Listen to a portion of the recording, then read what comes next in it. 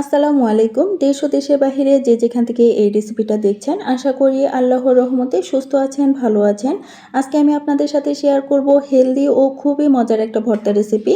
মাছ মাংস যখনই খেতে ইচ্ছা করবে না, ঝটপট কম সময়ে এই ভর্তাটা তৈরি করে নিতে পারবেন। এইখানে আমি লাউ নিয়েছি ছোট ছোট করে কেটে। আপনারা চাইলে যে কোনো শেপেই কেটে নিতে পারেন, তবে ছোট করে কেটে নিলে তাড়াতাড়ি সেদ্ধ হয়ে যাবে। এইখানে আমি একটা টমেটো নিয়েছি মাঝখান থেকে ফালি করে, আর নিয়েছি এখানে বেগুন। আমি আজকে এই সবজিগুলো দিয়ে মিক্সড ভর্তা করব। আমি কিভাবে এই ভর্তাটা তৈরি করি দেখতে হলে অবশ্যই ভিডিওটি স্কিপ না করে শেষ পর্যন্ত কন্টিনিউ করবেন। আশা করছি এই রেসিপিটা আপনাদের কাছে ভালো লাগবে। আজকে আমি এই সবজি দিয়ে যে মিক্সড ভর্তা করব, এই সবজিটা ভেজে নিয়ে ভর্তা করব। সেই জন্য এখানে অল্প একটু লবণ দিয়ে দিলাম, আর দিয়ে দিলাম হাফ চা চামচের মতো হলুদ গুঁড়া, হাফ চা চামচের মতো মরিচ গুঁড়া। তবে এখানে মরিচ গুঁড়া না দিলেও চলবে, যেহেতু ভর্তা করার সময় আমরা মরিচটা অ্যাড করব। তবে আমি সৌন্দর্য বাড়ানোর জন্য দিয়ে দিলাম। এইভাবে ভেজে নিলে কালারটা একটু ভালো আসে, আর খেতেও কিন্তু ভালো লাগে। মশলার সাথে খুব ভালোভাবে মাখানো হয়ে গেছে। এবার চুলায় একটা কড়াই বসিয়ে দিয়েছি, আর এখানে দিয়ে দিলাম কতগুলো শুকনা মরিচ। আজকে আমি শুকনা মরিচ দিয়েই ভর্তাটা করব, আর এইভাবে শুকনা মরিচ দিয়ে করলে খেতে অনেক ভালো লাগে। দিয়ে দেব সরিষার তেল। সরিষার তেল দিয়ে ভর্তা করলে এর টেস্ট অনেক গুণ বেড়ে যায়, আপনারা সকলেই হয়তো জানেন। মরিচগুলো দিয়ে আমি খুব সুন্দর করে নেড়েচেড়ে ভেজে নিয়েছি, তবে পুড়ে ফেলা যাবে না, তাহলে ভর্তা খেতে ভালো লাগবে না। আর এইখানে আমি দিয়ে দিলাম সেম তেলে কতগুলো পেঁয়াজ। পেঁয়াজের পরিমাণটা একটু বাড়িয়ে দিয়েছি, তাহলে ভর্তাটা একটু ভালো লাগবে। আমি যখনই ভর্তা করি তখনই কিন্তু এইভাবেই পেঁয়াজটা ভেজে নিই। আর আজকে যেহেতু মিক্সড ভর্তা করব, সেই জন্য এখানে অল্প একটু কালো জিরা দিয়ে দিলাম। কালো জিরা দেওয়ার ফলে এই ভর্তার টেস্ট অনেক গুণ বেড়ে যায়। কালো জিরা দেওয়ার পর যখন কালো জিরাগুলো ফুটতে শুরু করবে, তখনই কিন্তু এগুলো নামিয়ে ফেলতে হবে। আবারও দিয়ে দিলাম আমি সরিষার তেল। একটু সময় নেড়ে চেড়ে দেব, তেলটা গরম হওয়া পর্যন্ত। আর এখন আমি দিয়ে দেব আগে থেকে যেই সবজিটা মাখিয়ে রেখেছিলাম, সেই সবজিটা। এখানে পানি অ্যাড করার প্রয়োজন নেই, মাখিয়ে রাখার ফলে অল্প একটু পানি হয়েছে, সেই পানি দিয়ে এই সবজিগুলোকে সেদ্ধ করে নেব। নেড়ে চেড়ে আমি ঢাকনা দিয়ে ঢেকে দেব।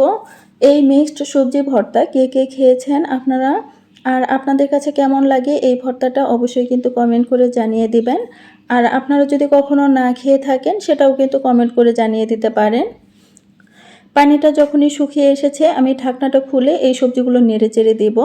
এই পর্যায়ে কিন্তু চুলার আঁচটা আমি মিডিয়াম টু লোর মাঝামাঝি রেখে দিয়েছি, আর চুলার আঁচটা কমিয়েই আমি সবজিগুলো সেদ্ধ করে নেব। ঢাকনা দিয়ে ঢেকে দিলাম, আর অপেক্ষা করছি এই সবজিগুলো সেদ্ধ হওয়া পর্যন্ত। একদমই অল্প সময়ে এই সবজিগুলো সেদ্ধ হয়ে যায়। মাশাআল্লাহ, এই সবজিগুলো কিন্তু সেদ্ধ হয়ে গেছে। খেয়াল করলে হয়তো বা আপনারা বুঝতে পারবেন। ভর্তাটা কিন্তু অসম্ভব মজার হয়।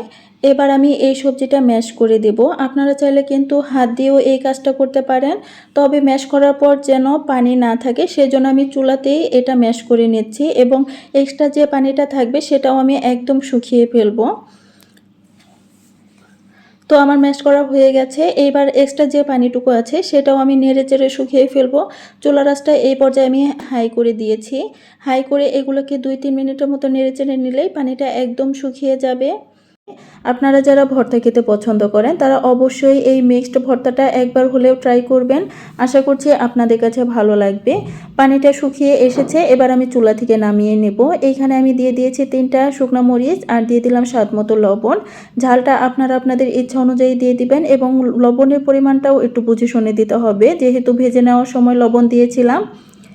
এখন এগুলো খুব সুন্দরভাবে মাখিয়ে নিয়েছি। অল্প একটু সরিষার তেল দিয়ে দিলাম, যেহেতু এগুলো সব কিছুই আমি সরিষার তেল দিয়ে ভেজে নিয়েছি, সেই জন্য আমি অল্প একটু তেল দিয়ে দিলাম। পেঁয়াজের সাথে খুব সুন্দর করে মাখিয়ে নিতে হবে, তাহলে ভর্তাটা খেতে ভালো লাগবে। এবার সব কিছু মাখানো হয়ে গেছে, ভর্তার সাথে এগুলো খুব সুন্দর করে মাখিয়ে নিলেই ভর্তাটা একদম রেডি। আমার রেসিপিগুলো যদি ভালো লাগে, তাহলে অবশ্যই একটা লাইক কমেন্ট করবেন। আপনাদের লাইক কমেন্ট আমাকে অনেক বেশি অনুপ্রাণিত করে। আর চ্যানেলে যদি একদমই নতুন হয়ে থাকেন, তাহলে আমার চ্যানেলটাকে সাবস্ক্রাইব করে পাশে থাকা বেল বাটনটা অল করে রাখতে পারেন। আর ভিডিওটি ফেসবুক থেকে দেখলে ফেসবুক পেজটাকে ফলো করে দিবেন। লাইক কমেন্ট শেয়ার করে অন্যদের দেখার সুযোগ করে দিবেন। যারা ভিডিওটি শেষ পর্যন্ত কন্টিনিউ করলেন, আপনাদেরকে অসংখ্য ধন্যবাদ জানাই। আমার কিন্তু ভর্তাটা তৈরি হয়ে গেছে, মজাদার মিক্সড ভর্তা লাউ, বেগুন এবং টমেটো দিয়ে। আজকের মতো এ পর্যন্তই। সকলেই সুস্থ থাকবেন, ভালো থাকবেন। আল্লাহ হাফেজ।